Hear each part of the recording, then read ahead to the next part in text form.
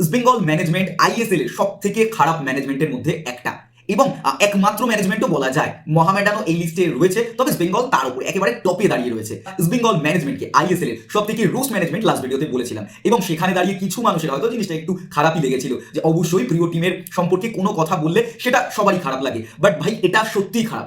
Last ম্যাচে back সিস্টেমে খেলানো হয়েছিল নন্দকুমার, কোথাও গিয়ে নন্দা যতক্ষণ অ্যাটাকে আসছিল ততক্ষণ কিন্তু ইস্ট বেঙ্গল যথেষ্ট ভালো চান্স ক্রিয়েট করেছে। এবার নন্দা যখন অ্যাটাকে আসছিল তখন গিয়ে সেই ব্যাক সিস্টেমটা বা ডিফেন্সটা অনেক বেশি আলগা হয়ে যাচ্ছিল, যেখান থেকে নন্দার দিক থেকে বারবার অ্যাটাক ক্রিয়েট হয়েছে। বাট নন্দা কিন্তু অ্যাটাকে ইস্ট বেঙ্গলের হয়ে অ্যাটাকে ভালো কন্ট্রিবিউট করেছে, বেশ ভালো ভালো কিছু বল রেখেছে, তবে দিনে ফিনিশ করতে পারিনি, এটা তার দোষ, পুরোপুরি তার ফল্ট। বাট হীরা মণ্ডলকে কেন ইউজ করা যায়নি? দেখো মিডিয়া রিপোর্ট অনুযায়ী হীরা মণ্ডলকে ইস্ট বেঙ্গল ম্যানেজমেন্ট রেজিস্টারি করাতে পারেনি, যার কারণে হীরা মণ্ডল কোচের হাতে অপশন থাকতেও কোচ খেলাতে পারেনি। এটা তোমরা কত বড় একটা সেটব্যাক বলবে একটা টিমের জন্য, যেখানে মোহামেডান মাইনে দিতে পারছে না, টিমের প্লেয়াররা রীতিমতো প্র্যাকটিসে আসছে না, ইনভেস্টার কর্তাদের সঙ্গে ইস্যু হচ্ছে, সেটা অন্য বিষয়। বাট টিমের হাতে যখন প্লেয়ার এসছে, গোটা টিমটা তো হসপিটাল হয়ে গেছে, যে প্লেয়ারগুলো অ্যাভেলেবেল রয়েছে সেই প্লেয়ারগুলোকেও কোচের হাতে তুলে দিতে পারছে না। এটা কতটা জঘন্য একটা বিষয়।